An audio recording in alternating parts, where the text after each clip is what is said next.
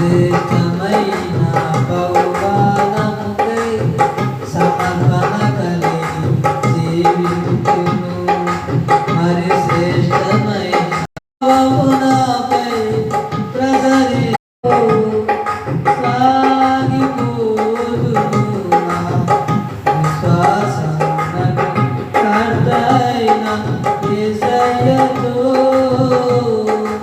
సులువుగా చిక్కులు పెట్టే పాపములు విడచి, సులువుగా చిక్కులు పెట్టే పాపములు విడచి సాగిపోదును. నా యేసయ్యతో సాగిపోదును. నా యేసయ్యతో. దేవుని పరిశుద్ధ నామమునకు మహిమ కలుగునుగాక. హల్లెలూయా. మంచిది ప్రియ సహోదరి సహోదరులారా, క్రీస్తునందు ప్రియ దేవుని జనాంగమా, మరి వాక్యానికి సమయమైంది కనుక మరి ఈ సమయంలో చివరి పాట పాడుకున్న తదుపరి దేవుని వాక్య సందేశాన్ని మనం విందాం. దేవుడు మనకు అనుగ్రహించిన విలువైన సమయమును పోనీయక సద్వినియోగం చేసుకుందాం. మరి ఇంకా రావాల్సిన వారు ఉన్నప్పటికీ మరి సమయం ఆలస్యం అవుతుంది కనుక త్వరగా మరి వచ్చేవారు త్వరగా సిద్ధపడి దేవుని వాక్య సందేశాన్ని వినుగోరు వారై ఉండాలని ప్రభునామంలో మనం చేస్తూ ఉన్నాం. దేవునికి స్తోత్రము. హల్లెలూయా. అందరం చేద్దాం. Hallelujah, hallelujah. Praise the lord. ఈ సమయంలో ఒక పాట పాడుకుందాం. మరి మధ్యకాలంలో దేవుడు రాయించిన పాటని పాడుదాం. పాడుతున్నప్పుడు పదాలను జాగ్రత్తగా విని నాతో పాటు కలిసి పాడడానికి మరి సిద్ధపడాలని ప్రభు పేరిట అది మనం చేస్తూ ఉన్నాం. ఆరాధనకు యోగ్యుడవు, నా స్తుతులకు నీవే పాత్రుడవు. కీర్తించకుండా నేను ఉండలేనయ్యా, స్తుతి చేయకుండా గమ్యము సాగది యేసయ్యా. మరి ఈ పాట పాడుతూ ఉండగా ప్రతి ఒక్కరము ఏకీభవిస్తూ దేవుని నామాన్ని కనపడతాం. దేవునికి స్తుతి కలుగునుగాక. Praise the lord. హల్లెలూయా. ఆరాధనకు యోగ్యుడవు, నా స్తుతులకు నీవే పాత్రుడవు. ఆరాధనకు యోగ్యుడవు, నా స్తుతులకు నీవే పాత్రుడవు. కీర్తించకుండా నేను ఉండలేనయ్యా, స్తుతి చేయకుండా గమ్యం సాగదు యేసయ్యా. కీర్తించకుండా నేను ఉండలేనయ్యా, స్తుతి చేయకుండా గమ్యం సాగదు యేసయ్యా. ఆరాధనకు యోగ్యుడవు, నీవే నా స్తుతులకు పాత్రుడవు. స్తోత్రం. హల్లెలూయా. ఆప్తులే నన్ను అనాథగా చేసిన, నా వారే నన్నిలలో అవమానించిన. ఆప్తులే నన్ను అనాథగా చేసిన, నా వారే నన్నిలలో అవమానించిన. నిన్ను వీడనన్న స్వరము నేను వింటిని, కరములు చాచి నన్ను కౌగిలించుకుంటుని. నిన్ను వీడనన్న స్వరము నేను వింటిని, కరములు చాచి నన్ను కౌగిలించుతివి. ఆరాధనకు యోగుడవు,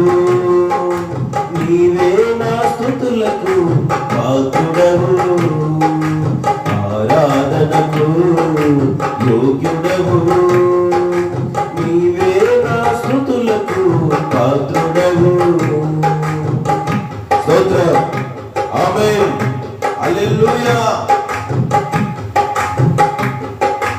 అవమానము నొందిన చోట ఘనత నీచితివి, ఆత్మల భారముతో నన్ను నడిపించితివి. అవమానము నొందిన చోట ఘనత నీచితివి, ఆత్మల భారముతో నన్ను నడిపించితివి. ఎంత భాగ్యము నా జన్మ ధన్యము, తుది శ్వాస వరకు నీ సదనమౌదును. ఎంత భాగ్యము నా జన్మ ధన్యము, తుది శ్వాస వరకు నీ సదనమౌదును. ఆరాధనకు యోగ్యుడవు నీవే, నా స్తుతులకు పాత్రుడవు. ఆరాధనకు యోగ్యుడవు నీవే, నా స్తుతులకు పాత్రుడవు. కీర్తించకుండా నేను ఉండలేనయ్యా, స్తుతి చేయకుండా గమ్యం సాగదు యేసయ్యా. ఆరాధనకు యోగ్యుడవు నీవే, నా స్తుతులకు పాత్రుడవు.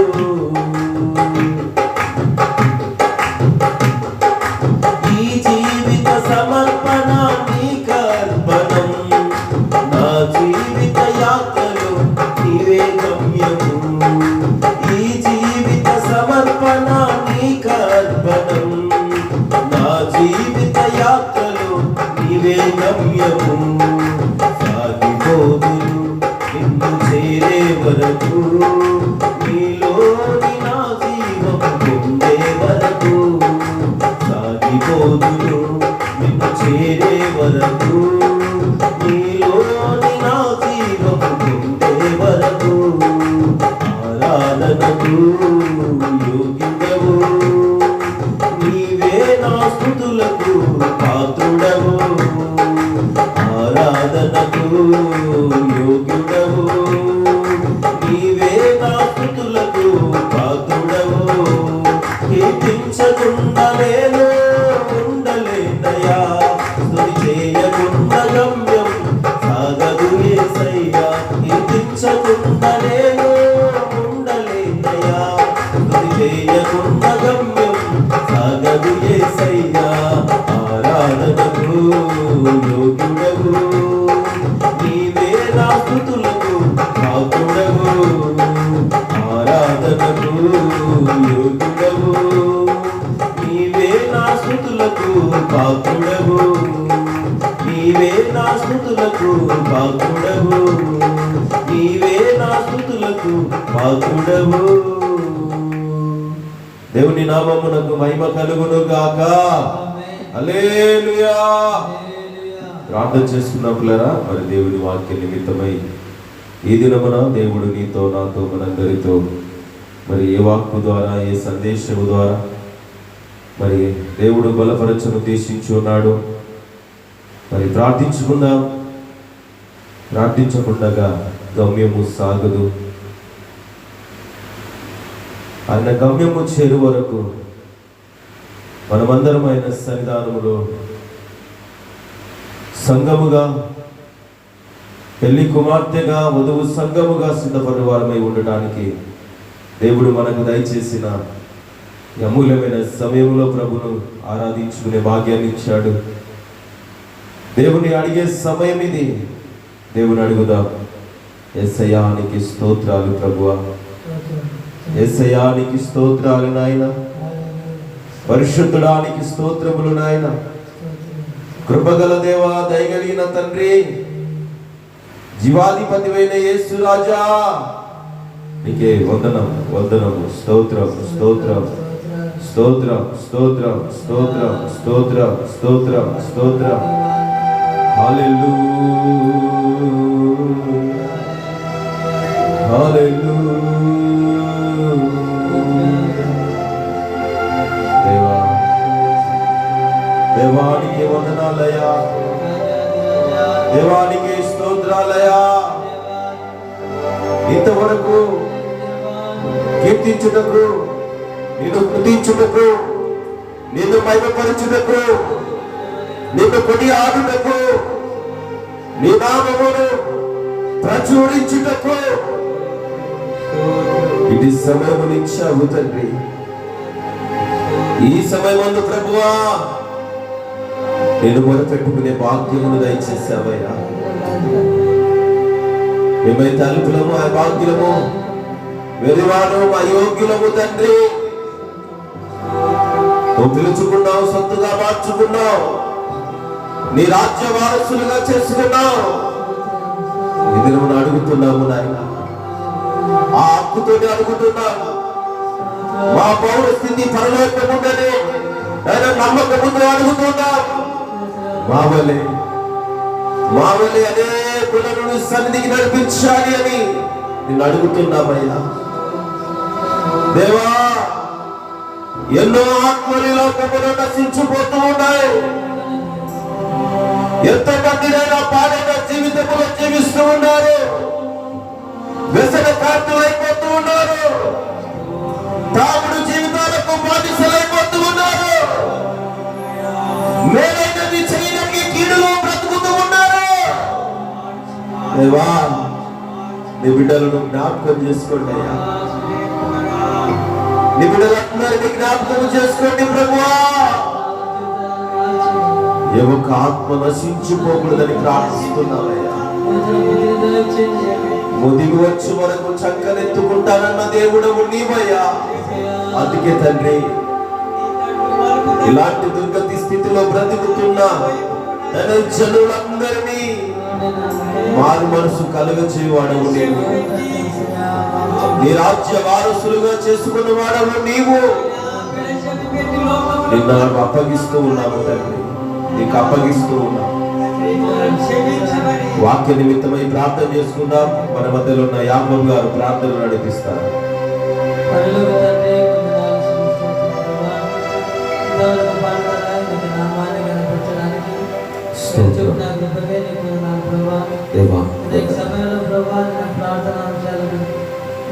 ప్రార్థన విజ్ఞాపన ఎలా చేయాలో నేను నీకు దాసులను మాతో మాట్లాడమని ప్రార్థిస్తున్నాను. అయ్యా, రావాల్సిన బిడ్డలను సకాలంలో నడిపించండి. ఏ పనుల భారం చేత రాలేకపోయారో అది మీరు ఎరిగిన దేవుడు అయ్యా, కనుకరించండి, సహాయం చేయండి. ఈ మందిర ఆవరణంలో ఒక్క దినం గడుపుట 1000 దినముల కంటే శ్రేష్టం చెల్లించండి. ఎంత గొప్ప భాగ్యమయ్యా, నీకు వందనాలు. రాజనగర్లో ఉండేదానికంటే నా దేవుని ద్వారా మందు బ్రతకడం మేలు. నీకు వాక్యం అయ్యా, నీకు వందనాలు. అలాంటి భాగ్యం సత్యాన్ని గ్రహించిన వారికి నీ బిడ్డలని సన్నిధిలో గడపడానికి చూపెట్టు. అయ్యా, నీకు వందనాలు, స్తోత్రం ప్రభా. నా మందిరం అంతా చేయబడి ప్రార్థనలో నేను ఉంటానికి వాగ్దానం ఇచ్చాడు.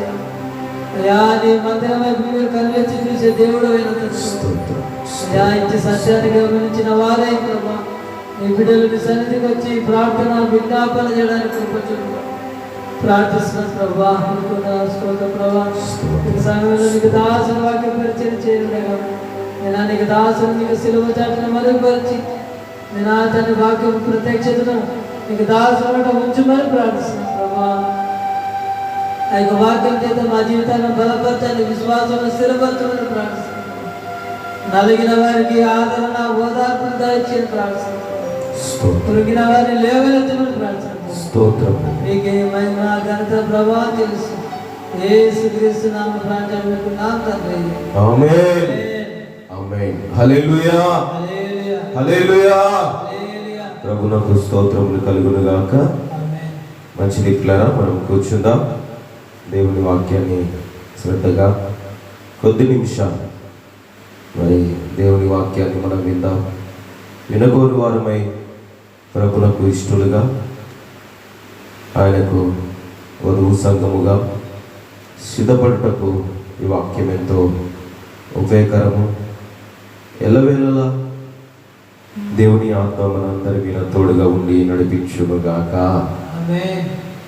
మంచిది ప్రియ దేవుని సంగమా, గడిచిన దినాలు, గడిచిన క్షణాలు, గడిచిన గంటలు మరి దేవుని కృప వలనే జరిగిపోయి ఉన్నాయి, గతించిపోయి ఉన్నాయి.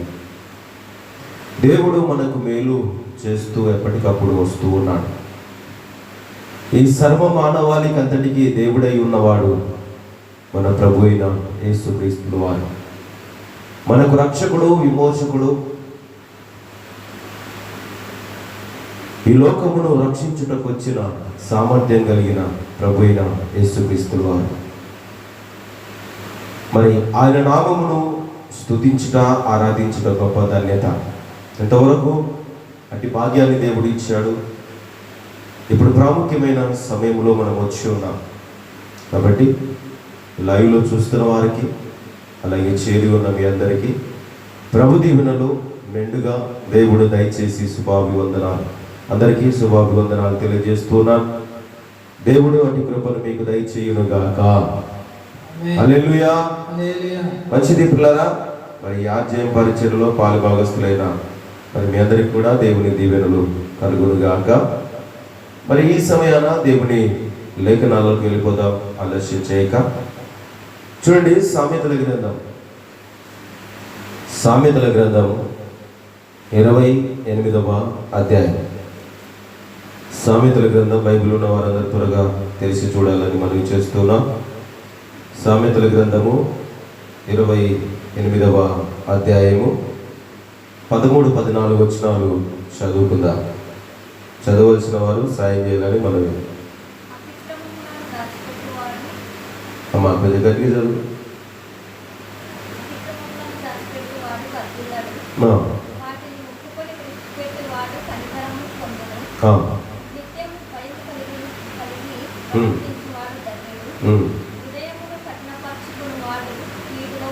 దేవునికి స్తోత్రము. హల్లెలూయా, హల్లెలూయా.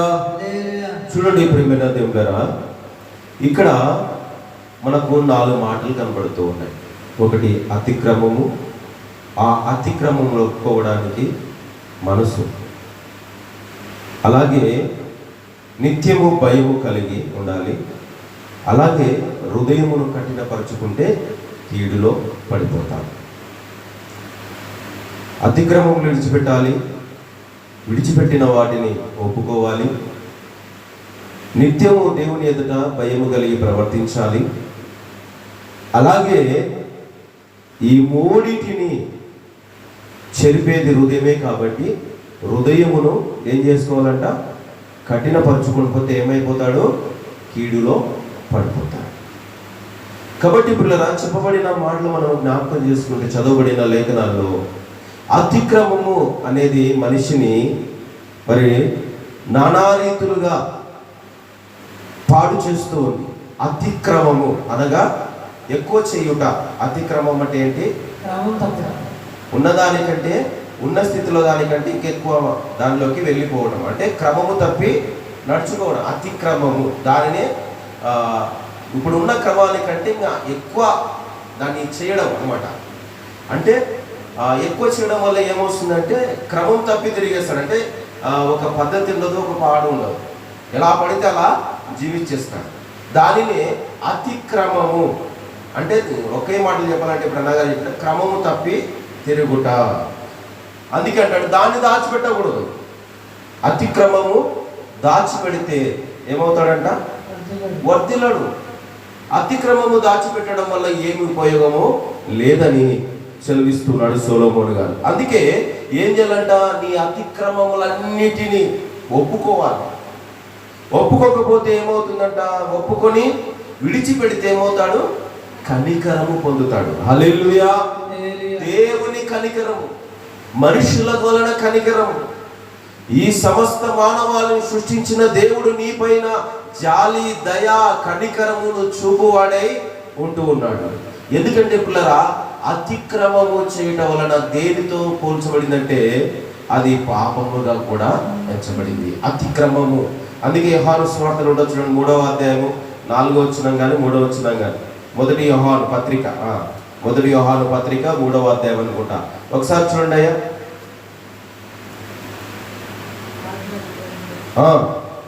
ఆజ్ఞ ఏంటంట? దేవుడిచ్చిన ఆజ్ఞ ఏంటంటే అది అతిక్రమించకూడదు. అతిక్రమిస్తే దేనితో పోల్చబడింది? అది పాపముతో పోల్చబడింది. దేవునికి స్తోత్రం, హల్లెలూయా. ఒకసారి చదవండి ఆ మాట. పాపము చేయవాడు ప్రతివాడును ఆజ్ఞను అతిక్రమించును. ఆజ్ఞాతిక్రమమే పాపము. ఆజ్ఞ అతిక్రమమే పాపము. దేవుని నామానికి స్తోత్రం కలుగును గాక. ఏం చేయవాడంట? వాడు పాపము చేసేవాడు ప్రతి వాడిని ఏమైపోతాడంట? ఆజ్ఞను అతిక్రమిస్తాడు. క్రమం తప్పి తిరిగిన వాడు దేవుని ఆజ్ఞను కూడా లెక్క చేయడు అనమాట. దేవుని ఆజ్ఞను కూడా లెక్క చేయకుండా తిరిగేవాడంట, వానికి పాపముగా ఎంచబడింది. అందుకే ప్రజలరా, మనం వాటిని ఒప్పుకుంటేనే దేవుని చేత కనికరించబడతాము, మరి వర్ధిల్లుతాము. వర్ధిల్లుట అనగా ప్రియులరా, చూడండి 3వ యోహాను పత్రిక 1-2 వచనం చదవండి ఒకసారి. 3వ యోహాను పత్రిక. ప్రియుడా, నీ ఆత్మ వర్ధిల్లుచున్న ప్రకారము నీవు అన్ని విషయములలో వర్ధిల్లుచు సౌఖ్యముగా ఉండవలనని ప్రార్థిస్తూ ఉన్నాను. దేవుని నామానికి స్తోత్రం కలుగును గాక. ఏం కోరుకుంటున్నాడండి అక్కడ ఆ భక్తుడు ఏం కోరుకుంటున్నాడు? ఆయన దగ్గరకు వచ్చిన వారందరూ సౌఖ్యముగా, సుఖముగా, శాంతితో, నెమ్మదితో, సమాధానముతో, దేవునికి భయపడి విధేయత చూపు వారై ఉండాలి. అలాంటి వారు ఏం చేస్తారంటే వర్ధిల్లుతారు. వారి ఆత్మ కూడా వర్ధిల్లుతుంది అని సెలవిస్తున్నాడు. అందుకే ఏం చేయకూడదంట? ఆజ్ఞను అతిక్రమించకూడదు. అతిక్రమము అది పాపముతో ఎంచబడింది. అది క్రమము తప్పి తిరిగేలా చేస్తుంది. అది ఎవరు చేస్తారు అనంటే ప్రియరా, అపవాది సంబంధులు. ఎందుకంటే అపవాది సంబంధులు దేవునికి విరోధత్వము కలిగిన వారే. వారి తత్వం వేరు, దేవుని తత్వం వేరు. అందుకే దేవుడు వర్ధిల్ల చేయాలని ఆశపడుతూ ఉన్నాడు, కానీ అపవాది వారిని నాశనపు ఊబిలోనే కూరుకుపోవాలని చేస్తూ ఉన్నాడు. అందుకే ప్రియరా, మనుషుల అతిక్రమం వలన ఏమి ఉపయోగము లేదు అనడానికి దేవుని వాక్యము సెలవిస్తుంది. అందుకే ఏం చేయాలి అంటే ఒప్పుకొని విడిచిపెడితేనే కనికరించబడతావు, దీవించబడతావు, ఆశీర్వదించబడతావు. అందుకే 1 కొరింథీయులకు రాసిన పత్రిక చూడండి. 1 కొరింథీయులకు రాసిన పత్రిక 10వ అధ్యాయము 24వ వచనమును ఒకసారి మనము జ్ఞాపకం చేసుకుందాం. 1 కొరింథీయులకు రాసిన పత్రిక 10వ అధ్యాయము 24వ వచనం. ఎవడును తన కొరకే కాదు ఎదుటి వాని కొరకు మేలు చేయ చూచుకొనవలెను. హల్లెలూయా. అతిక్రమం చేసేవాడు మేలు చేయడానికి ఇష్టపడతాడా? అయ్యా, వాడికి మేలు చేయాలని తెలిసిన వాడు ఏం చేస్తాడు? కీడు చేయడానికే ప్రయత్నం చేస్తాడు. అవునా కదా? వాడు మేలు చేయాలని ఎప్పటికీ ఆలోచన చేయడు.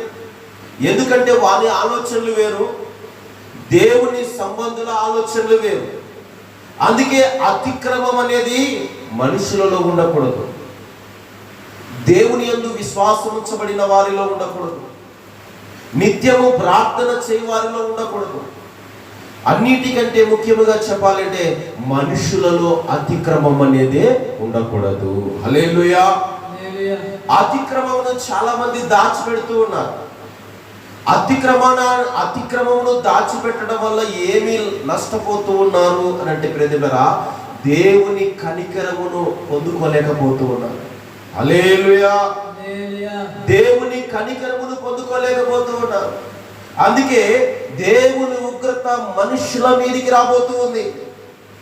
దేవుని ఉగ్రత మనుషుల మీదికి రావడానికి కారణం ఏంటంటే మనిషి నడత దేవునికి ఇష్టమైనదిగా కనబడడం లేదు. మనుషుడు చేసిన పాపములు దేవునికి అడ్డుగా వచ్చాయి. అందుకే ఆయన బాహు హస్తం వారి మీద ఉంచలేకపోతూ ఉన్నాడు. వారి ప్రార్థన దేవుడు అంగీకరించలేకపోతూ ఉన్నాడు. అన్నిటికీ ముఖ్యమైన కారణం ఏంటంటే మనుషులో ఉండని లక్షణం ఏంటి అంటే అతిక్రమము ఉండకూడదు.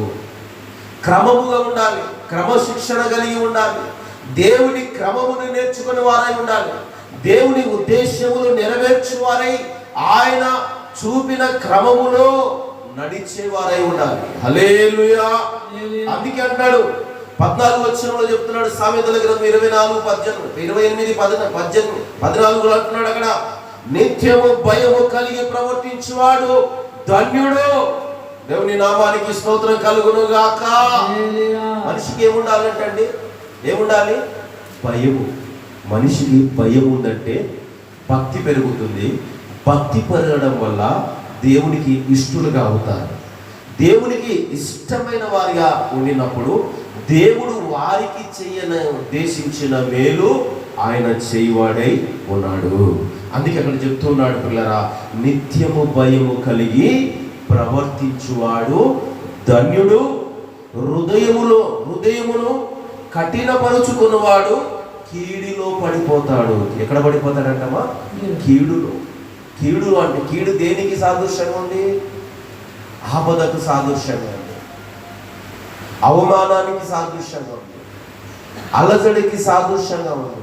ఇంకా ఎన్నో కీడు మనిషికి వచ్చినప్పుడు అనేక రీతులుగా మనిషి ఇబ్బందులు పాలవుతాడు. అందుకే పిల్లరా, హృదయమును ఏం చేసుకోకూడదంట?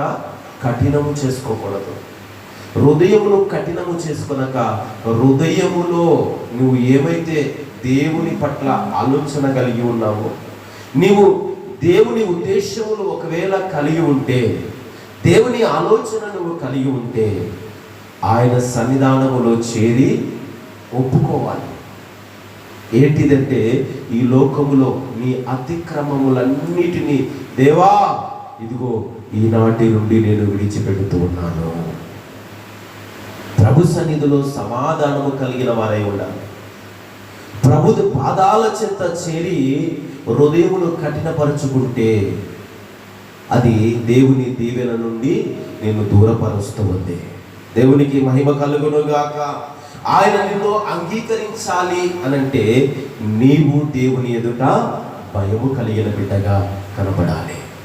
అందుకే పిల్లరా, ఇక్కడ చెప్తూ ఉన్నాడు అపోస్తుల కార్యంలో ఒక మాట. ఏమని రాయబడిందంటే పిల్లరా, 10వ వచనము 35వ అధ్యాయం అపోస్తుల కార్యము చూడండి. దేవుడు పక్షపాతి కాదు. ఆ తర్వాత అంటాడు చూడండి, అపోస్తుల కార్యం 10వ అధ్యాయము 35వ వచనంలో రాయబడిన మాట ఒకసారి చదువుకుందాం. అయ్యా చదువయ్యా.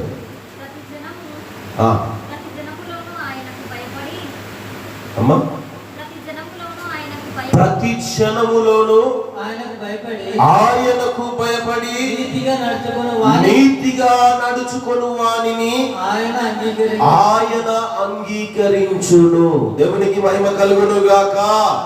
హల్లెలూయా. దేవుడు అంగీకరించాలి అనంటే ఏముండకూడదు? మనిషిలో ఏముండకూడదండి? హృదయంలో ఏముండకూడదు? అతిక్రమం అనేది ఉండకూడదు. అది అతిక్రమము దాచిపెట్టి పైకి మాత్రమే దేవుని యొద్దకు మనం నడిచే వారముగా ఉంటే దేవుడు ఒప్పుకుంటాడా? అంగీకరిస్తాడా? దేవునికి మరి ఇష్టమైన వారముగా ఉండగలుగుతామా? లేదు. అందుకే ఎలా ఉండాలంటే అతిక్రమములను దాచిపెట్టని వారముగా ఉండాలి, సమస్తమును ఒప్పుకునే వారముగా మనం ఉండాలి. అందుకే అక్కడ చెప్తాడు, ప్రతి క్షణములోనూ ఆయనకు భయపడే వారముగా ఉండాలి. ప్రతి జనం అంటే ఇక్కడ తెగలు లేవు, కులాలు లేవు, మతాలు లేవు. ఇక్కడ చెప్తున్నాడు ప్రతి క్షణము, ఒక్కరు కాదు, ఇద్దరు కాదు, సర్వ మానవాళిలో ఉన్న సమస్త జనులలో నుండి ఏం చేయాలంట? దేవునికి భయపడేవారుగా ఉండాలి. భయపడేవాడు అతిక్రమం చేస్తాడా? భయపడని వాడు మాత్రమే క్రమం తప్పి తిరుగుతాడు. దేవుడు అంటే లెక్క చేయడు, దేవుడు అంటే ఇష్టపడడు, దేవుని సన్నిధి కూడా నడవడు. వాడు అతిక్రమములు చేస్తూనే ఉంటాడు. అలాంటి వారికి దేవుడు మేలు చేస్తాడా? అలాంటి వారికి దేవుడు ఎన్నటికీ మేలు చేయడు. అందుకే మేలు పొందగోరిన వాడు ఎలా ఉండాలంటే దేవునికి విధేయుడుగా ఉండాలి. హల్లెలూయా. దేవునికి విధేయుడుగా ఉండాలి, విశ్వాసిగా ఉండాలి, మంచి క్రియలు చేసేవాడిగా ఉండాలి. అప్పుడే దానికి ప్రతిఫలాన్ని వాడు అనుభవిస్తాడు. అవునా కదా? ప్రతిఫలము అనుభవించాలంటే అతిక్రమములను ఏం చేయకూడదు? విడిచిపెట్టాలి, దాచిపెట్టుకోకూడదు, ఒప్పుకోవాలి. హృదయమును కఠినం చేసుకోకూడదు. నిత్యము దేవునికి భయము కలిగి జీవించాలి. అందుకే చెబుతున్న మాటలో ఉన్న సత్యం ఏంటంటే ప్రతి జనములో ఆయనకు భయపడుతూ బ్రతకాలి. అలాగున బ్రతికేవాడు నీతిమంతుడిగా జీవిస్తాడు, దేవుని ఎదుట యథార్థవంతుడిగానే బ్రతుకుతాడు. అందుకే అంటున్నాడు కదా, నీతిగా నడుచుకొని వానిని ఆయన అంగీకరిస్తాడు. హల్లెలూయా. నీతిగా నడుచుకొని వాడు దేవుడు అంగీకరిస్తాడు, దేవుడికి ఇష్టపడతాడు. నీతిమంతుడిగా నడిచేవాడు ఎన్నటికి అతిక్రమము చెయ్యని వాడుగా ఉంటాడు. హల్లెలూయా. క్రీస్తునందు ప్రేమైన దేవుని బిడ్డలారా, మన విషయాలను మనం జాగ్రత్తగా గమనించినట్లయితే అతిక్రమము ఒప్పుకొననివ్వదు. అతిక్రమము నిత్యము దేవుని ఎదుట భయము కలిగి జీవించనివ్వదు. అతిక్రమము హృదయము కఠినపరుస్తుంది. అందుకే అతిక్రమములను ఏం చేయకూడదంట? దాచిపెట్టకూడదు. నీ అతిక్రమములను దాచిపెడితే నిన్ను వర్ధిల్లనివ్వదు. వర్ధిల్లకపోవడానికి మరి ప్రియదేవులారా, నీ అతిక్రమమే కారణము. అందుకే నీ అతిక్రమమును విడిచిపెడితే నువ్వు మేలు పొందుకుంటావు, దేవుని దీవెన పొందుకుంటావు, దేవుని ఎదుట భయము భక్తి కలిగి నడుచుకుంటావు. అందుకే ప్రియదేవులారా, దేవుని ప్రతి మనిషి జీవితంలో దేవుని మేలు పొందే ప్రతి ఒక్కడు మరి దేవునికి భయపడి బ్రతకాలి. దేవుని మేలు పొందాలని ఆశపడే ప్రతి వారు దేవునికి భయపడాలి. దేవునికి భయపడకపోతే, అతిక్రమములు విడిచిపెట్టకపోతే, హృదయమును కఠినము చేసి జీవిస్తే నిత్యము భయం అనేది ఆ మనిషిలోనికి రాదు. అందుకే ఎప్పుడైతే అతిక్రమములు విడిచిపెడతావో, దేవుని ఆజ్ఞను లోబడతావో, పాపమునకు హృదయములో స్థానం ఉండదు.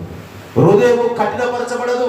హృదయము సమాధానము కలదై అందరితో ఏకభావము కలిగి ఏక మనసు కలిగినదై నడుచుకుంటుంది. దేవుని నామానికి మహిమ కలుగునుగాక. దేవునికి స్తోత్రం. హల్లెలూయా. అందుకే సామెతల గ్రంథం 16వ అధ్యాయం ఒకసారి మనం చూస్తే పుల్లారా, సామెతల గ్రంథం 16వ అధ్యాయం 9వ వచనాన్ని మనము జాగ్రత్తగా పరిశీలన చేస్తే అక్కడ రాయబడిన విషయం ఏమిటంటే, అమ్మ 10:9 చదువుతల్లి. 16:9 ఒకడు తాను చేయబోవునది హృదయములో యోచించుకొనును, యెహోవా వాని నడతను స్థిరపరచును. దేవుని నామానికి స్తోత్రం కలుగును గాక. ఎవరు చేయగలుగుతారు ఇది? ఎవరు చేయగలుగుతారండి? ఎవరు చేయగలుగుతారు అని అంటే, ఇదే 9వ అధ్యాయం, ఇదే సామెతల గ్రంథంలో రండి, 9వ అధ్యాయం 10వ వచనాన్ని ఒకసారి చదవండి. ఎవరు చేయగలుగుతారు? ఎవరు యోచిస్తారు? ఎవరు తన నడతను మరి స్థిరపరచుకోవడానికి మరి ఎవరి నడతను దేవుడు స్థిరపరుస్తాడు అని అంటే, అక్కడ 9వ వచనము 9వ అధ్యాయం 10వ వచనాన్ని మనము జాగ్రత్తగా చదివితే, యెహోవాయందు భయభక్తులు కలిగి ఉండుటే జ్ఞానమునకు మూలము, పరిశుద్ధత, పరిశుద్ధ దేవుని గురించిన తెలివే వివేచనకు ఆధారము. ఇక్కడ మనకి ఏం కనపడుతుంది? ఇప్పుడు మనం చదువుకున్నాం, దేనికి మూలము? అది జ్ఞానమునకు మూలము. ఏది? భయభక్తి కదా. యెహోవాయందు భయభక్తులు కలిగి ఉండుటే జ్ఞానమునకు మూలం. మరి జ్ఞానం కావాలి అంటే ఏం చేయాలి? ఏం చేయాలి? మనము దేవుని యందు భయభక్తులు కలిగి ఉండాలి. దేవుని యందు భయభక్తులు కలిగిన వారమై ఉండాలంటే ఏం చేయాలి? వెనక్కి రావాలి. కొంచెం అట్లనే వెనక్కి వస్తుంటే అర్థమవుతుంది. ఇప్పుడు జ్ఞానం కావాలంటే భయభక్తులు కావాలి. భయభక్తులు కావాలంటే ఏముండాలి? హృదయములో, హృదయము పరిశుద్ధమైనదిగా ఉండాలి.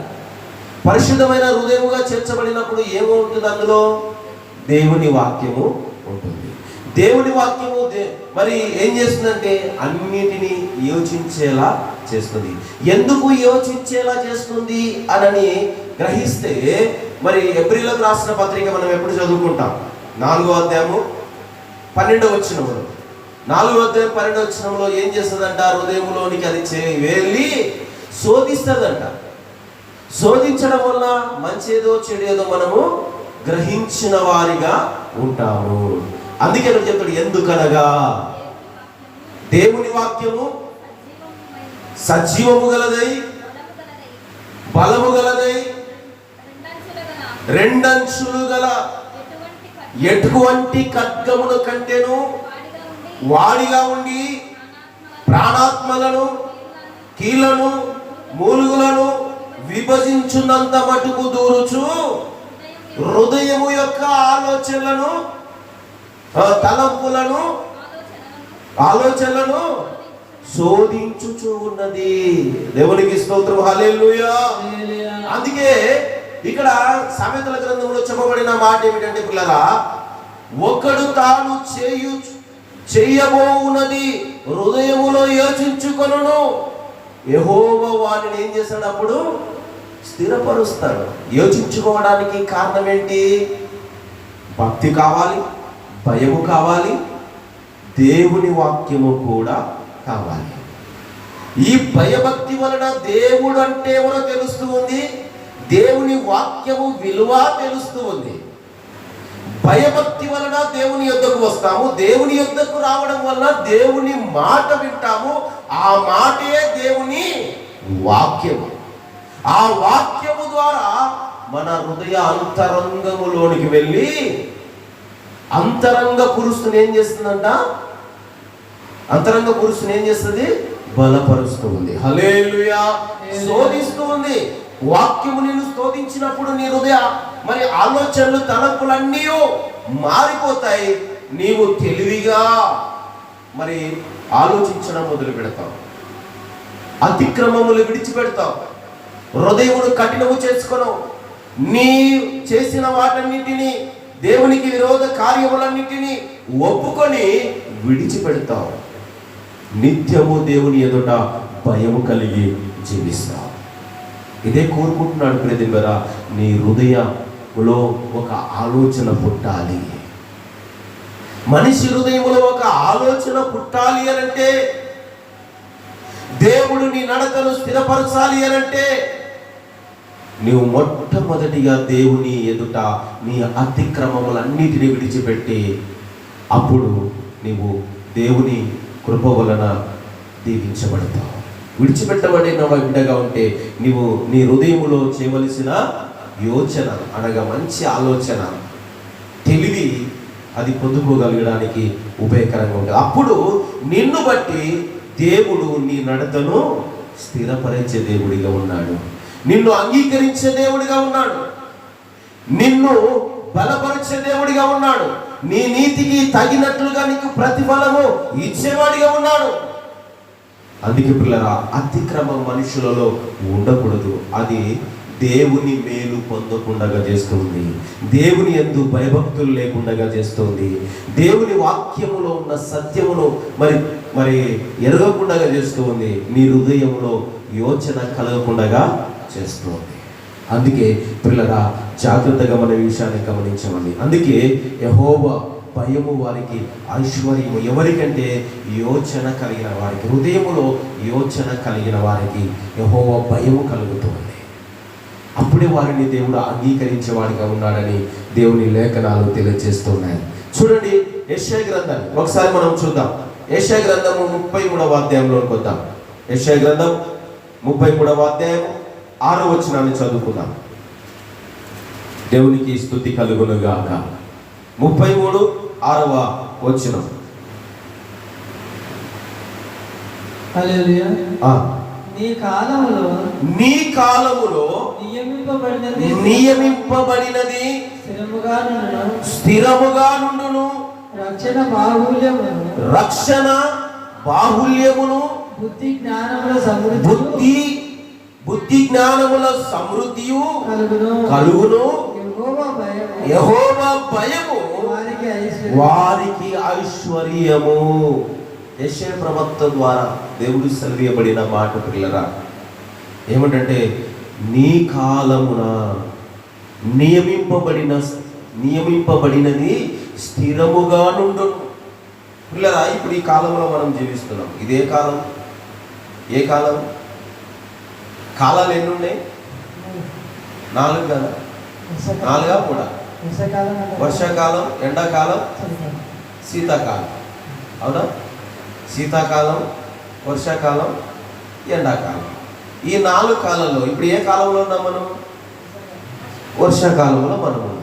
ఈ వర్షాకాలంలో దేవుడు నీకు ఏది స్థిరపరిచాడు?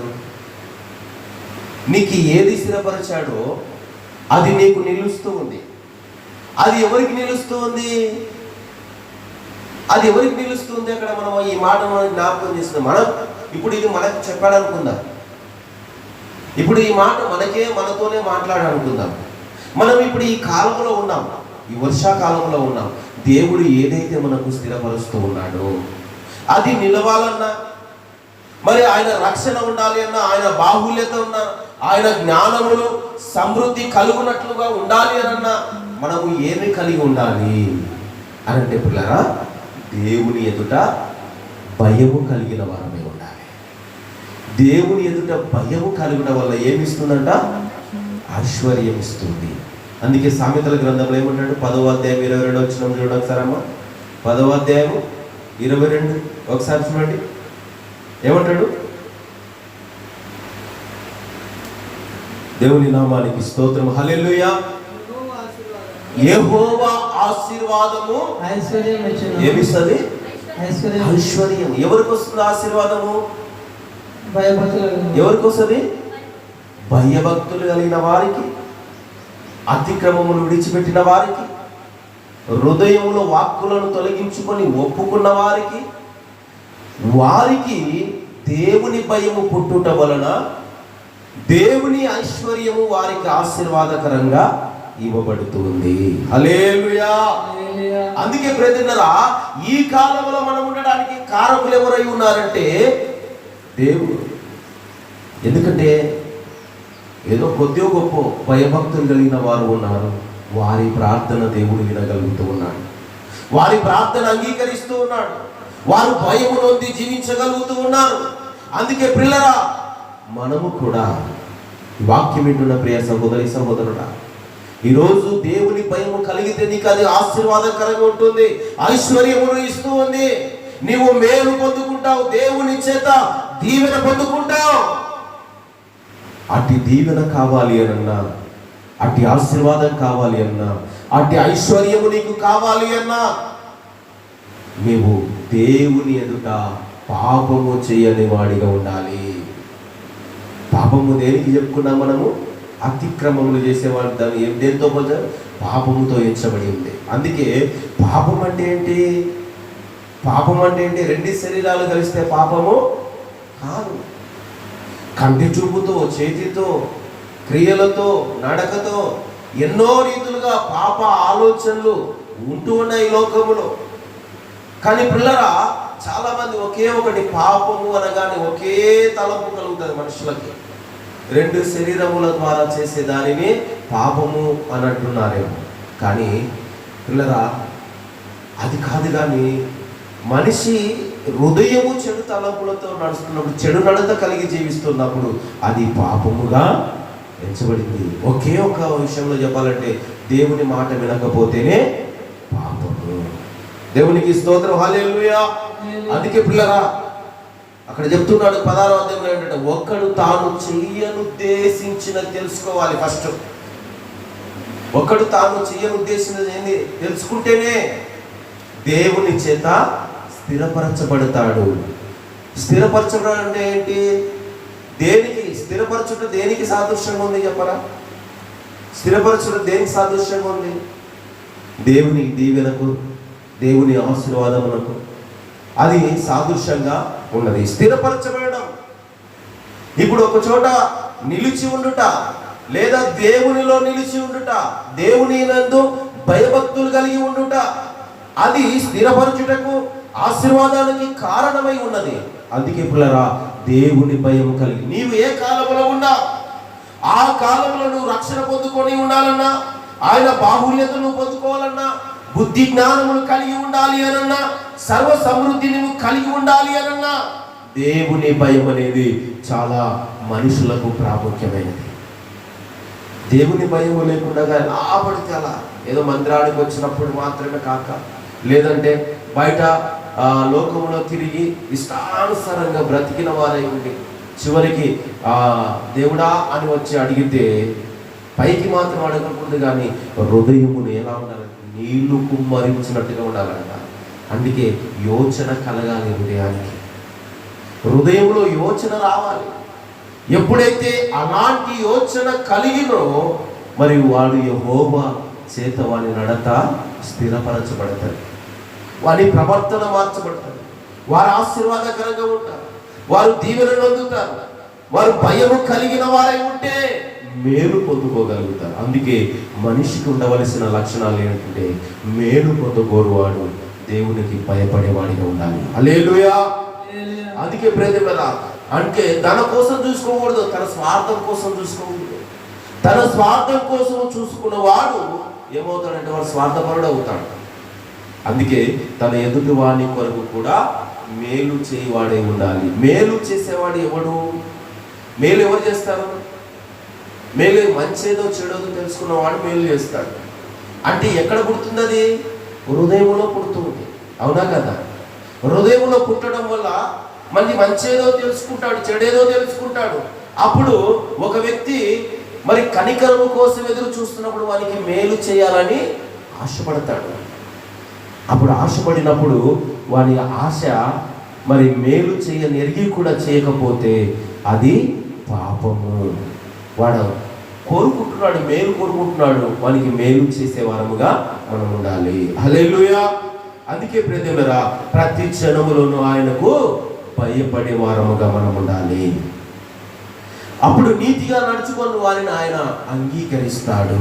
హల్లెలూయా. ప్రతి క్షణములో ఒకరి కాదు, ఇద్దరు కాదు, గుంపులో కాదు, ఈ లోకములో ఉన్న ప్రతి క్షణము దేవునికి భయపడి నీతిగా నడుచుకుని వారిని మాత్రమే దేవుడు అంగీకరిస్తాడు.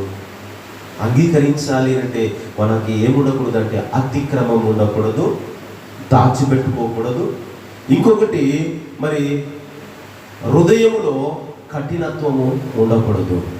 నిత్యము నిత్యము నిత్యము దేవుని భయము కలిగిన వారమై ఉండాలి. అందుకంటాడు కదా, నిత్యము భయము కలిగి ప్రవర్తించువాడు ధన్యుడు. ఇంతకన్నా ఇంకేం కావాలి చెప్పండి? ధన్యుడు అని పిలుస్తూ ఉన్నాడు ప్రేమరా. అందుకే అట్టి ధన్యత మనము పొందుకోవాలి అంటే దేవుని ఎదుట మనం ఎలా ఉండాలి? నీతిగా జీవించే వారమై ఉండాలి. చూడండి, భయభక్తులు లేనివాడు మరి దేవునికి దూరస్తుడు అవుతాడు. ప్రార్థన చేసేవాడు నీతివంతుడిగా ఉండి అంగీకరించబడతాడు. సామెతల గ్రంథము 15వ అధ్యాయము 29వ వచనం. సామెతల గ్రంథం 15వ అధ్యాయము 29వ వచనం. భక్తిహీనులకు యెహోవా దూరస్తుడు, నీతిమంతుల ప్రార్థన ఆయన అంగీకరించును. దేవుని నామానికి స్తోత్రం కలుగును గాక. హల్లెలూయా. భక్తిహీనులకు ఏమవుతాడంట? ఆయన దూరము. భక్తిహీనత కలగడానికి కారణం ఏంటి? దేవుడు లేడని. భక్తిహీనత కలిగితే దేవుడికి అది భక్తి అనేది లేదు కాబట్టి హీనంగా ఉండిపోతాడు. అలాంటి వానికి దేవుడు అనేది తెలియదు. దేవుడు అనేది వానికి తెలియదు కాబట్టి వాడు భక్తిహీనులలో ఉంటాడు. కాబట్టి వాడు అన్ని అతిక్రమములు చేస్తూనే వెళ్ళిపోతాడు. లోకానుసారంగానే బ్రతుకుతాడు, లోక చేష్టలనే జీవిస్తాడు, లోకములోనే బ్రతుకుతాడు. అలాంటి వాడు భక్తిహీనతలో నుండి విడిపించబడాలి, దేవుని మార్గం వైపు తిరగాలి. అలాంటి వారికంట 55వ అధ్యాయం యెషయా గ్రంథంలో ఒక మాట ఉంటుంది. 7వ వచనంలో చక్కటి మాట చెప్తూ ఉన్నాడు యెషయా ప్రవక్త ద్వారా. 55వ అధ్యాయం చదవండి ఒకసారి. యెషయా గ్రంథం 55వ అధ్యాయం 7వ వచనాన్ని. ఎవరి గురించి చెప్తున్నాడమ్మా అక్కడ? భక్తిహీనుల గురించి మాట్లాడుతూ ఉన్నాడు. తమ మార్గములు విడవవలెను, దుష్టులు తమ తలంపులను మానవలెను, వారు యెహోవా వైపు తిరిగిన ఎడల ఆయన వారి యందు జాలిపడును, వారు మన దేవుని వైపు తిరిగిన ఎడల ఆయన బహుగా క్షమించును. దేవునికి స్తోత్రం, హల్లెలూయా. హల్లెలూయా. ఇప్పుడు దూరమైన భయపడ ఇప్పుడు ఏం అయిపోవాలి? ఇప్పుడు దూరం అయిపోయిన వాడు, దేవునికి దూరంగా ఉన్నవాడు ఏం చేయాలి? దేవుని వైపు తిరగాలి. దేవునికి దూరస్తుడైన వాడు ఏం చేయాలంటే దేవుని వైపు తిరగాలి. దేవుని వైపు తిరిగినా, దేవుని యొద్దకు వచ్చినా ఆయన జాలి పడేవాడిగా ఉన్నాడు. హల్లెలూయా. అందుకే చెప్తున్నాడు, భక్తిహీనుడు ఏం చేయాలంట? తమ మార్గములను విడవాలి. అతిక్రమములు చేసేవాడే చెడ్డ మార్గములు నడుస్తాడు, క్రమము లేకుండా తిరుగుతాడు, ఇష్టానుసారంగా బ్రతికేస్తూ ఉంటాడు. ఎవరు చెప్పినా నేను చేసేదే కరెక్ట్ అని అనుకుంటాడు. కానీ అలాంటి వాడంట తమ అతిక్రమములను విడిచిపెడితేనే వాడు తిరుగుతాడు. తన భక్తిహీనతను మానుకొని దేవుని వైపు తిరిగితేనే దేవుడు వాని విడలా జాలి చూపుతాడు. అందుకే చెప్తున్న మాట ఏమిటంటే, భక్తిహీనులు తమ మార్గమును విడవాలి. అవి ఏంటికి, ఎందుకు విడవాలి? దుష్టులు తమ తలంపులను మానుకోవాలి. దుష్టుని తలంపులు వేరువేరుగా ఉంటాయి. ఆ దుష్టుని తలంపులు ఎక్కడ పుడతాయంటే హృదయములోనే పుడతాయి. దుష్టుని తలంపులైనా, భక్తిహీనుని మార్గములైనా మరి వారు విడిచిపెడితేనే, మానివేస్తేనే వారు దేవుని వైపు తిరగడానికి అవకాశం. అందుకే పిల్లరా ఆయన చెప్తున్నాడు, వారు యెహోవా వైపు తిరిగినెల్లా ఆయన వారి యందు జాలిపడును, వారు మన దేవుని వైపు తిరిగినెల్లా ఆయన బహుగా క్షమించును. క్షమాపణ దొరుకుతుంది. క్షమాపణ ఎవరికి దొరుకుతుందంటే దేవుని ఒప్పుకున్న వాడిని, ప్రభు అని ఒప్పుకున్న వానికి క్షమాపణ దొరుకుతుంది. దేవుని యొద్దకు వచ్చిన వానికి క్షమాపణ దొరుకుతుంది. సమస్తమును విడిచిపెట్టిన వానికి క్షమాపణ దొరుకుతుంది. అన్నిటికంటే ముఖ్యముగా దేవుని యందు భయభక్తులు కలిగి తన ప్రవర్తన నడతలన్నిటిని మానివేసుకొని, ప్రభువా ఇన్నాళ్ళు నేను నీకు దూరస్తుడనై ఉన్నాను, ఇప్పుడు నీకు సమీపస్తుడగా వచ్చానయ్యా, నా పాపములు ఇదిగో నేను ఒప్పుకుంటూ ఉన్నాను, నా హృదయములో ఉన్న వాటన్నిటిని నీ పాదముల చెంత ఉంచుతూ ఉన్నాను, ఇదిగో నేను ఈ పాపములో బ్రతికాను, రోత బ్రతుకులో నేను బ్రతికాను, ఇక నుండి నేను ఎన్నటికి మరలిపోను, లోకం వైపు తిరగను అని తన తలంపులను మార్గములను విడిచిపెట్టుకున్నవాడు, భక్తిహీనతలో నుంచి విడిపించబడిన వాడై, దేవునికి సమీపస్తుడుగా వాడై, దేవుని సన్నిధానంలో ప్రార్థన పరుడుగా ఉంటే వాని ప్రార్థన ఏమవుతుందంట? అంగీకరించబడుతూ ఉంది. ఒప్పుకుంటేనే అంగీకరించబడతావు. ఒప్పుకోకపోతే నీవు నీతిమంతుడిగా తీర్చబడవు, దేవుని చేత అంగీకరించబడవు. ప్రతి జనములో నుండి ప్రతి ఒక్కరూ భక్తిహీనతను విడిచేవాడే ఉండాలి, దుష్ట తలంపులను మానివేయ వారై ఉండాలి, ఆయన వైపు తిరిగే జనాంగముగా మారిపోవాలి. దేవుడు అదే కోరుకుంటున్నాడు. ఆయన పిలిచాడు దూరస్తులైన వారందరిని, లోకములో భారం మోయిచున్న వారందరిని దేవుడు పిలిచాడు. కరములు చాచి ప్రయాసపడి భారం మోయిచున్న సమస్త జనులారా నా యొద్దకు రండి, ఇదిగో నేను సాత్వికులను, దీన మనసులను, నా యొద్ద వచ్చి మీరు నేర్చుకోండి, నీ ప్రాణములకు నెమ్మది నేను దయచేస్తాను. ప్రియమైన దేవుని బిడ్డ, ఈ మాటలు గ్రహిస్తూ ఉన్నావా?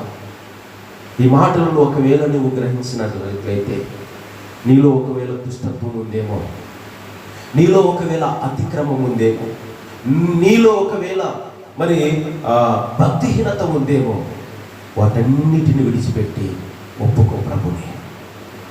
ప్రభు నీకు సమీపంగా ఉన్నాడు. నువ్వు వీటన్నిటిని విడిచిపెట్టక ఉంటే దేవుడు నీకు దూరస్తులవుతాడు. ఆయన వద్దకు రమ్మని సెలవిస్తూ ఉన్నాడు. ఆయన నీ ప్రాణములకు సమాధానం ఇస్తానంటూ ఉన్నాడు, నెమ్మది కలగజేస్తానంటూ ఉన్నాడు. యాకోబు గారు 4వ అధ్యాయం 8వ వచనంలో ఒక మాట చెప్తున్నాడు, ఆయన యుద్ధకు వస్తే ఆయన యుద్ధం మన యుద్ధకు వస్తారంట. పిల్లరా జాగ్రత్తగా ఈ విషయాలు గమనించండి. మనము ప్రభుని యుద్ధకు రావాలి. మొదటగా మనము చేసినదంతా ఒప్పుకోవాలి, విడిచిపెట్టాలి. అప్పుడే వర్ధిల్లుతావు, మేలు పొందుకుంటావు. దేవుని భయము నీకు ఆశీర్వాదముగా ఉంటూ ఉంది. చదవండి ఒక మాట, అది యాకోబు రాసిన పత్రిక 4వ అధ్యాయం 8వ వచనం అనుకుంటా. దేవుని యొద్దకు రండి, అప్పుడు ఆయన మీ యొద్దకు వస్తాడు. హల్లెలూయా. ఎవరి యొద్దకు రావాలి? మనమంతా ఈ లోకంలో ఉన్న మనుషులందరూ ఎవరి యొద్దకు రావాలి? యేసునొద్దకు రావాలి.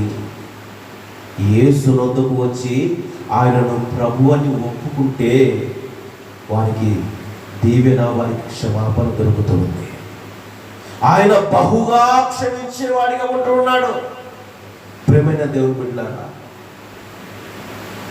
మనం ఒప్పుకోకపోతే ఎప్పటికీ క్షమాపణ పొందుకో. ఇప్పుడు జీవిత ఖైదీ, అతనికి ఆ జీవిత ఖైదీ నుంచి విడుదల పొందుకోవాలంటే ఎవరికి క్షమాపణ కావాలండి? ఎవరికి క్షమాపణ కావాలి? ప్రెసిడెంట్ గారి క్షమాపణ కావాలి. అవునా? ప్రెసిడెంట్ అంటే ఎవరు? రాష్ట్రపతి. ప్రెసిడెంట్ అంటే మన భారతదేశానికి రాష్ట్రపతి. చేతుల మీదుగా ఆయనకి క్షమాపణ దొరకాలి, జీవిత ఖైదీగా ఉన్న వారికి. ఎందుకంటే ప్రతిములరా, ఆయన వలనే ప్రతి జీవిత ఖైదీగా ఉన్న ప్రతి ఒక్కరికి క్షమాపణ దొరుకుతూ ఉంది. ఈ లోకములో ఉన్న వ్యక్తులకు, జీవిత ఖైదీగా శిక్ష పడిన వారికి ఒక ప్రాముఖ్యమైన వ్యక్తి ద్వారా క్షమాపణ దొరుకుతున్నప్పుడు, ఈ సర్వలోకములో ఉన్న మనుషులందరికీ రక్షకుడైన యేసుక్రీస్తు నిన్ను నిత్యాగ్ని నుండి, నిత్య నరకాగ్ని నుండి తప్పించడానికి, నిత్య శిక్ష నుండి తప్పించడానికి, ఆయనతో పాటు కుడిపార్శ్వమున నిన్ను కూర్చుకొని పెట్టడానికి ఆయనే కారకుడై ఉన్నాడు. ఈ మనుషులు ఇవ్వలేరండి. ఈ మనుషులు జీవిత క్షమాపణ ఇవ్వలేరు, నీకు నిత్య జీవాన్ని ఇవ్వలేరు. ఒకే ఒకడు మన ప్రభు అయిన యేసుక్రీస్తు. నిన్ను నిత్య శిక్ష నుండి తప్పించగలిగిన వాడు మన ప్రభు అయిన యేసుక్రీస్తు. ఒకవేళ ఆ జీవిత ఖైదీ శిక్ష అది తప్పించబడిన ఏదో ఒక రీతిగా మరలా ఇంకొక శిక్షకు కారకులు కావచ్చు, కానీ పిల్లల శాశ్వతమైన క్షమాపణ దయచేవాడు దేవుడు. హల్లెలూయా. శాశ్వతమైన శిక్ష నుండి తప్పించేవాడు దేవుడు. ఈ లోకములో నువ్వు తప్పించుకోనా, అక్కడ మాత్రము తప్పించుకోలేము. కాబట్టి ఒప్పుకోవాలి.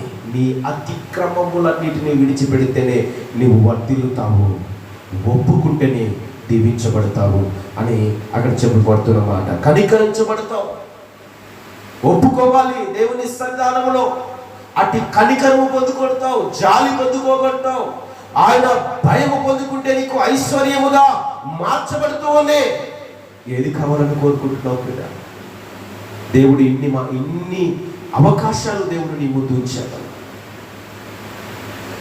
ప్రతిదీ నీవు జీవించగలిగితే నిత్యము భయము నొందుకొని బ్రతకగలుగుతావని దేవుని వాక్యం సెలవిస్తుంది. కాబట్టి పిల్లరా, అందుకే సామెతల గ్రంథం 24వ అధ్యాయం 20వ అధ్యాయం ఒకసారి చదవండి. నేను ముగింపులోకి వచ్చాను. 20వ అధ్యాయం 5వ వచనం. సామెతల గ్రంథము 5వ అధ్యాయము 20వ అధ్యాయము 5వ వచనం. నరుని హృదయములోని ఆలోచన లోతు నీల వంటిది, వివేకము గలవాడు దానికి పైకి చేదుకొనును. దేవునికి స్తోత్రం. హల్లెలూయా, హల్లెలూయా. అర్థమవుతుందండి? అర్థమవుతుందా? ఇంతసేపు చెప్పిన మాటలను ఇదేనండి. మనం ఏం చేయాలంటే దేవునిలోనికి రావాలి. తెలివి కలిగిన వారమై ఉండాలి, వివేచన కలిగిన వారమై ఉండాలి, దేవుని భయము నొందిన వారమై ఉండాలి, దేవుని యందు భయభక్తులు కలిగిన వారమై ఉండాలి. ఎందుకంటే దేవుని దగ్గర నీకు క్షమాపణ ఉంది, ఆశీర్వాదం ఉంది, ఐశ్వర్యం ఉంది. దేవుడు నీకు నిత్య రాజ్యం ఇవ్వడానికి సిద్ధముగా ఉన్నాడు. లోతుగా ఉన్న బావిలో నీళ్ళు నాకెందుకు లేని వెళ్ళిపోతే ఏమైతే దప్పికతో చచ్చిపోతాడు. అవునా కదా? తెలివి కలిగిన వాడు మాత్రమే అందులో నుండి చేదుకోగలుగుతాడు. ఏ రీతిగా చేదుకోగలుగుతాడు? నీళ్ళని, అంత లోతుగా ఉన్న నీళ్ళని చేయి పెడితే అందుతుందా? లేదంటే ఒక బకెట్ తెచ్చి ఇలా అనేస్తే అందుతుందా? ఏం చేస్తాడు తెలివి కలిగిన వాడు? ఒక పొడవాటి తాడును తీసుకుని వచ్చి ఆ బకెట్కి కట్టేసి అందులోనికి విడిస్తాడు. అవునా కదా? ఇప్పుడు ఆ పొరవాటి తాడు అందులో విడవడం వల్ల ఆ బకెట్ ఆ నీళ్ళలో దగ్గరికి వెళ్ళి పైకి తీయడం వల్ల అతని దాహము తీరుతుంది. అంటే తెలివిగా ఆలోచన చేశాడు. అందుకే ప్రేమికులారా ఆయన చెప్తున్నాడు, నరుని హృదయములోని ఆలోచన ఏమై ఉండాలి? లోతు నీళ్లను చేదదగినదై ఉండాలి. నరుని హృదయం చెడుగా ఉండకూడదు. హృదయ ఆలోచన ఎలా ఉండకూడదు? చెడుగా ఉండకూడదు.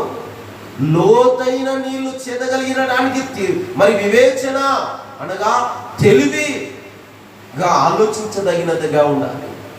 అంటే పిల్లరా, నీకు విమోచన కలగజేయవాడెవరు? నీకు విమోచన, జ్ఞానము, సర్వసమృద్ధి, ఐశ్వర్యము ఇచ్చివాడెవరు? దేవుడు. దేవుని లోనికి రావాలి. ఆయన లోనికి నువ్వు వస్తేనే నీకు సర్వ సమృద్ధి దొరుకుతుంది, జ్ఞాన సంపద దొరుకుతుంది, రక్షణ దొరుకుతుంది, కనికరించబడతావు, దీవించబడతావు, ఆశీర్వదించబడతావు.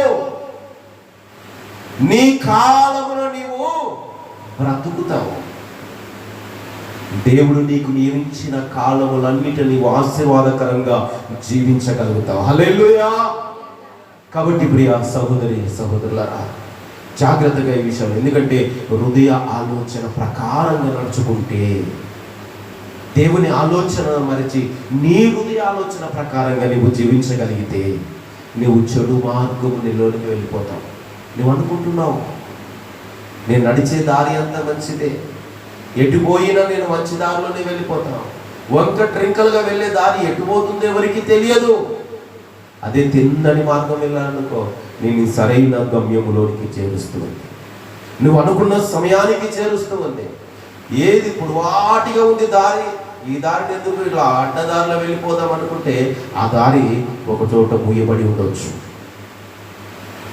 అప్పుడు ఏమైపోతుంది? నువ్వు అనుకున్న సమయానికి వెళ్ళలేకపోవచ్చు. అందుకే పిల్లరా, హృదయ ఆలోచన మనిషిని చెరుపుతూ ఉంది. అదే దేవుని ఆలోచనని హృదయంలో ఉంచు, నీకు విమోచన కలగజేస్తుంది, వివేచన కలగజేస్తుంది, భయమును పుట్టిస్తుంది, భక్తిని పుట్టిస్తుంది, నీ అతిక్రమములను తుడిచిపెడుతూ ఉంది, నిన్ను దేవుణ్ణి ఒప్పుకునేలా చేస్తూ ఉంది. అందుకే పిల్లరా, చదవబడిన మాటలు మనము జ్ఞాపకం చేసుకొని చెప్పబడిన మాటల ప్రకారంగా మనం నడుచుకోగలిగితే అప్పుడు ఏమవుతామంటే అతిక్రమములను దాచిపెడితే వర్ధిల్లడు అంటాడు కదా. అతిక్రమములను మనము దాచిపెట్టకుండా కదా విడిచిపెట్టాలి. అలాగే వాటిని ఒప్పుకొని విడిచిపెట్టి వాడు ఏమవుతాడంటే కనికరించబడతాడు. హల్లెలూయా. విడిచిపెట్టకపోతే, ఒప్పుకోకపోతే వర్ధిల్లగా ఉండదు, దీవెన ఉండదు, ఆశీర్వాదం ఉండదు. అందుకే అంటాడు కదా, ప్రియుడా నువ్వు నీ ఆత్మ వర్ధిల్లు ప్రకారంగా నువ్వు అన్ని విషయంలో వర్ధిల్లుతూ అంటాడు కదా. నీ ఆత్మ వర్ధిల్లాలంటే ఏం చేయాలి? ఏం చేయాలి? నీ ఆత్మ వర్ధిల్లాలంటే దేవుని యందు భయము భక్తి కలిగి ఉండాలి. అప్పుడే నువ్వు అన్ని విషయములో వర్ధిల్లుతావు.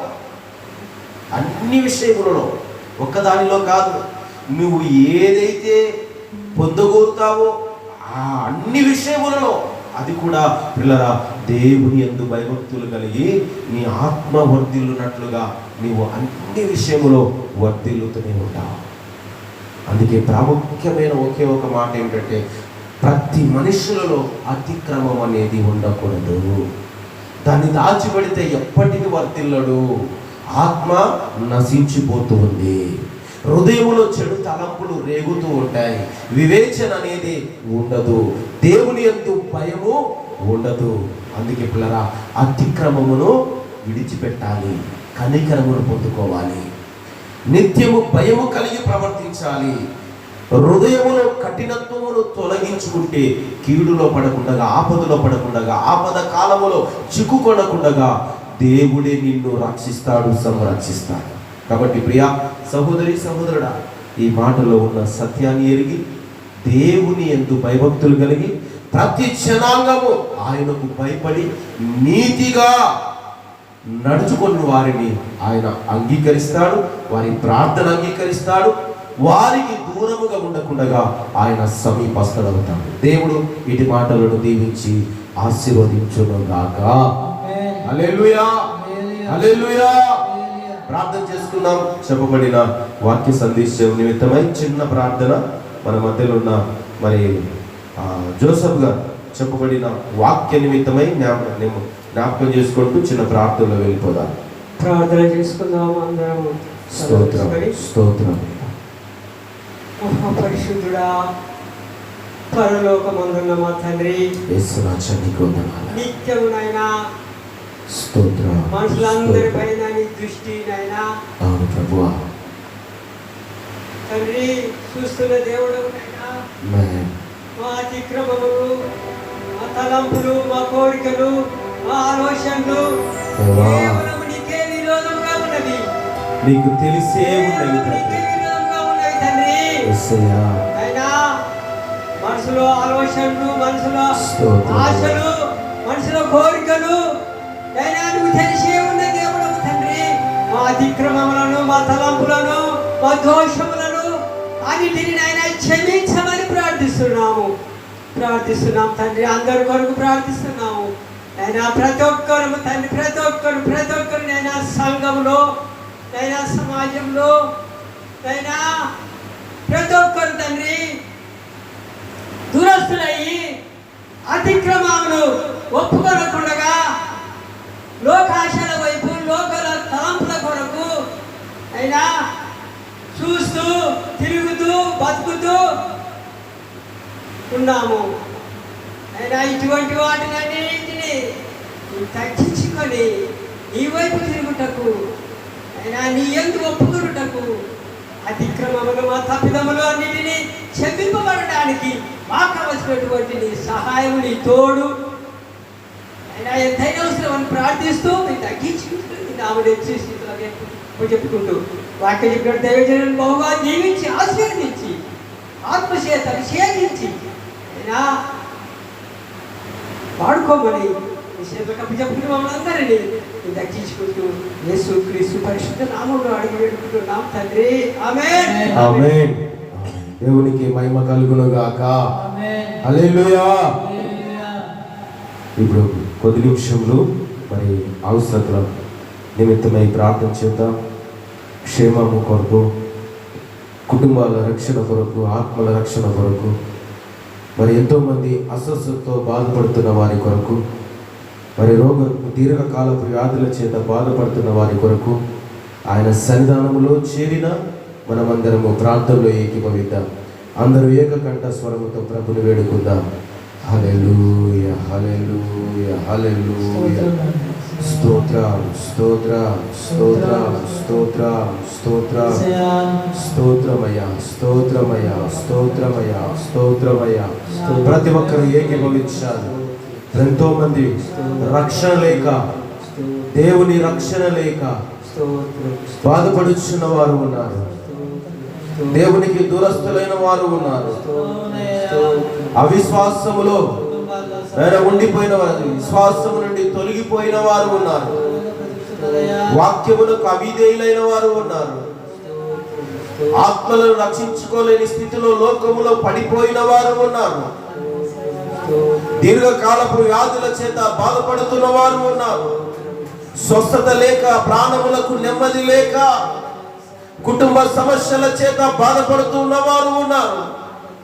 దేవా, ఎంతో మంది బిడ్డలు నీ సన్నిధిలో ప్రార్థిస్తున్నాము తండ్రి.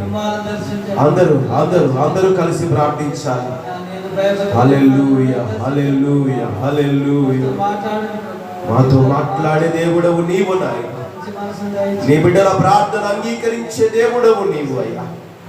నీ చిత్తము చిందించునుగాక, నీ చిత్తము నెరవేర్చబడునుగాక.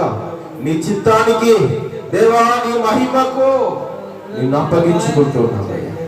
మా అవసరతలన్నిటిని తీర్చే దేవుడవు. హల్లెలూయా హల్లెలూయా హల్లెలూయా హల్లెలూయా. మా ప్రార్థన నీకు అంగీకారమగునుగాక. మా ప్రార్థన వలన ప్రతిఫలము ప్రతి బిడ్డ పొందుకొనుగాక. దేవా, నీవు అంగీకరించే దేవుడవు నాయన. నీవు అంగీకరించే దేవుడవు నా తండ్రి. ప్రతి రోగ రుగ్మత నుంచి, ప్రతి సమస్య నుండి నేను విడిపించువాడవు, స్వస్థపరచువాడవని నీ సన్నిధిలో ప్రార్థిస్తున్నా. హల్లెలూయా, హల్లెలూయా, హల్లెలూయా, హల్లెలూయా. యేసయ్య, అందరూ ఏకీభవించండి. ప్రార్థన చేసుకుందాం. మన మధ్యలో యాకోబు గారు ప్రార్థన చేస్తారు ఈ అన్ని అవసరతల గురించి, ప్రతి అవసరత గురించి, ప్రతి జనాంగం గురించి, రక్షణ గురించి, ఆత్మలు నశించిపోకుండానట్లు, దేవుని వైపు తిరుగునట్లు, ఈ మందిర పని అవసరతల గురించి, ప్రతిదీ అవసరం గురించి ప్రార్థన చేసుకుందాం.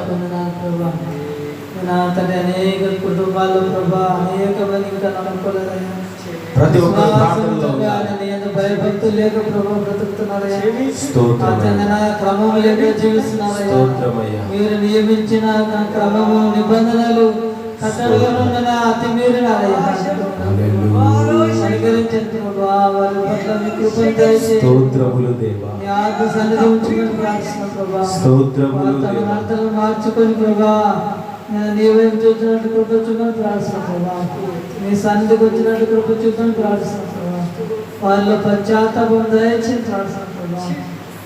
నీవేమి చూసి తన ప్రభా వారి అతిక్రమాలన్నింటినీ ఒప్పుకొని విడిచిపెట్టి పశ్చాత్తాపడి నీతో సమాధాన పడినట్లుగా మీరు కృప చూపని ప్రార్థిస్తున్నాం. కనికరించండి, కుటుంబాల శాంతి సమాధానం దయచేయండి, ఐక్యత ప్రేమను దయచేయండి ప్రభా. అతిక్రమం దాచిపెట్టుకున్న వాడు వర్ధులడు, వాటిని ఒప్పుకొని విడిచిపెట్టువాడు కనికరం పొందడం సెలవిచ్చారయ్యా. నేను ఎవరైతే నీ దగ్గరకు వచ్చి పశ్చాత్తాపడతారో వారి పాపను బట్టి నేను తండ్రి దగ్గర ఒప్పుకుంటారో వారిని క్షమిస్తానని వాగ్దానం ఇచ్చారయ్యా. నేను వారి యొక్క అతిక్రమాలన్నింటినీ ఒప్పుకొని విడిచిపెట్టే దీవిస్తాను, వర్ధులు చేస్తానని వాగ్దానం ఇచ్చారు. కనికరించే సత్యాన్ని ప్రతి బయలుదేరించిన ప్రతి వారు దేవునిగా మార్చండి.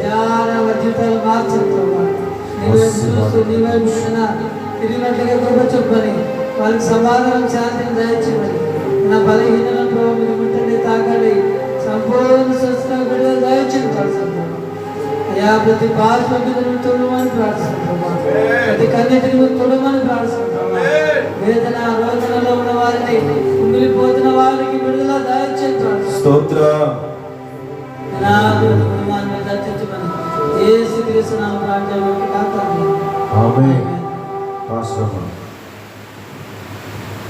దేవానికి వందనాలు తండ్రి. పరిశుద్ధుడా, ప్రేమ స్వరూపుడా, మహోన్నతుడా, సర్వకృపానిధి తండ్రి, ఇంతవరకు ఆయన నీ సన్నిధిలో గడపడానికి నీ చిత్తము నీ ఇష్టమై ఉన్నది. మేము నీ సన్నిధిలో చేరి ఉన్నాము. నీ నామ మహిమార్థమై దేవా ఈ ఉపవాస కూడికలు జరుపు ఉన్నామని మేము నమ్ముతూ ఉన్నాము. పాటల ద్వారా ఆయన నిన్ను స్తుతించి ఆరాధించే వాక్యమును పొంది ఉన్నాము. అలాగే నీ వాక్యమును వినే ధన్యతను కూడా మేము పొంది ఉన్నాము తండ్రి. ఆయన అతిక్రమములను విడిచిపెట్టకపోతే ఆయన చెడు మనసు, భక్తిహీనత, హృదయములో ఎన్నో తలంపులు పుడతాయి. ఆయన అతిక్రమమును విడిచిపెడితే నీ కనికరము నొందుతాము, నీ భయము నొందుతాము, నీ ఆశీర్వాదము నొందుతాము. హృదయములో వేచన కలుగుతూ ఉంది. దేవా, నీవిచ్చిన ధన్యతను బట్టి నీకు మహిమ చెల్లిస్తూ ఉన్నాం. చెప్పబడిన వాక్యమును నీ సన్నిధికి అప్పగిస్తూ ఉన్నాం. ప్రతి బిడ్డ హృదయములో ముద్రించి బలపరిచి ఆ వాక్కు ప్రకారంగా జీవింపచేస్తామని నమ్ముతూ విశ్వసిస్తూ ఉన్నాం. ఆయన మరి ప్రార్థన అవసరతలు కోరిన బిడ్డలను దీవించండి. ప్రార్థించిన నీ దాసులను దీవించండి. వారి పరిచర్యలను వర్ధిల్ల చేయండి. నీ కృపలో భద్రపరచండి, సహాయము చేయండి. అన్ని వేళలా ప్రతి అవసరతలో ఉన్నప్పుడు నీ మీద ఆనుకొని ఉండగా ప్రతి ఆపద కాలములన్నిటిలో విడిపించువాడము నీవే. నీ నామమునకు మహిమ కలుగులాగున నీ పనిలో పాలువారేస్తున్న నీ దాసులను, దాసురాళ్లను, ఆయన ఈ దిన ఉపవాస కూడికలో పాలు భాగస్తులైన బిడ్డలను, కుటుంబాలను, లైవ్ లో వీక్షిస్తున్న బిడ్డలందరినీ దీవించండి. సమస్తమును నీ చేతులకు అప్పగించుకుంటూ మా నామము తగ్గించుకొని నామము నేర్చిస్తూ వేడుకుంటూ వాక్యమును ఫలింపచేయవాడవు నీవే అని మా ప్రభువు రక్షకుడైన యేసుక్రీస్తు నామములో అడిగి వేడుకొని ప్రార్థిస్తున్నాము తండ్రి. ఆశీర్వాదం, మన తండ్రి అయిన దేవుని ప్రేమ, మన ప్రభుడును రక్షకుడు లోక విమోచకుడైన యేసుక్రీస్తు కృప, పరిశుద్ధాత్మ దేవుని సన్నిధి సమాధానము, త్రియేక దేవుని దీవెన ఆశీర్వాదము ఇప్పుడు ఎల్లప్పుడు సదాకాలం ఈ మైక్ శబ్ద తరంగం ద్వారా విన్న వారికి, లైవ్ లో వీక్షిస్తున్న బిడ్డలకు నీ సన్నిధిలో సమీపించి నీ మాటలు, నీ వాక్యమును విని ఆలకించి హృదయమును సరి చేసుకుంటున్న బిడ్డలను, సిద్ధపడుతున్న బిడ్డలను, వాక్యం నిమిత్తమై సాకారముగా నిలిచిన నీ దాసులను, నీ దాసుని నోటికి తోడుగా ఉన్న ప్రభువా, మరి వాక్యము అందిస్తున్న బిడ్డలను, చదువుతున్న బిడ్డలను, ప్రార్థిస్తున్న బిడ్డలను, అలాగే నీ పరిచర్యలో పాలివారస్తులైన నీ దాసులను, మరి యాకోబు గారిని, జోసెఫ్ గారిని, వారి వారి కుటుంబాలకు, మరి అలాగే తండ్రి వాక్యము ఇంతవరకు ఆయన నీ పాత్రగా, నీ సొత్తుగా, నీ పనిముట్లుగా వాడుకొని నిలబెట్టుకున్న నీ దాసులకు, దాసుల కుటుంబానికి ఇప్పుడు ఎల్లప్పుడూ సదాకాలము తోడై ఉండి నడిపించుదువుగాక, ఆశీర్వదించుదువుగాక, నీకు మహిమ కలుగునుగాక. సమస్తమునకు ఆధారభూతుడవై ఉన్నావని నీ ఎదుట సాగిలపడి ఉన్న ప్రతి కుటుంబానికి క్షేమము కలుగునుగాక. హల్లెలూయా. దేవునికి స్తోత్రం. అందరికీ వందనాలు. మరి ఇంతటితో ఈ శుక్రవారం ఉపవాస ప్రార్థన కూడిక ముగించబడి ఉన్నది. లైవ్ లో వీక్షిస్తున్న బిడ్డలందరికీ కూడా ప్రభు దీవెన ఎల్లప్పుడూ ఉండునుగాక. సెలవు. దేవుడు మీకు, మీ కుటుంబాలకు తోడై ఉండి క్షేమకరంగా మీ ఇళ్లకు దేవుడు నడిపించి దీవించునుగాక. ఆమేన్. గమనించండి, మరి ఈ సర్వోన్నత రాజ్యం పరిచర్యలు ప్రతి శుక్రవారం ఉపవాస ప్రార్థన కూడిక మరి 11 గంటలకు ప్రారంభించబడుతుంది. ప్రతి ఆదివారం ఉదయం సండే స్కూల్ 8 గంటలకు ప్రారంభించబడుతుంది. అలాగే ఆరాధన 10 గంటలకు ప్రారంభించబడుతుంది. మరి గమనించండి పిల్లరా, మరి ఈ ఆదివారం మరి ఒక ప్రత్యేకమైన కూడిక ఉంటుంది, యవనస్తుల కూడిక ఉంటుంది. మరి ఎవరైనా మరి యవనస్తులు అనబడిన వారు, లోక సంబంధులుగా తిరుగుతున్న వారు, తమ నడతను సరి చేసుకోవాలని అనిపించుకున్నవారు దేవుని యొద్దకు వస్తే ఆయన వారి జీవితంలోకి వచ్చి వారి నడతను, పడతను, వారి ఆ ఆలోచనలు, తలంపులను, ఆలోచనలన్నిటినీ సరిచేయవాడు.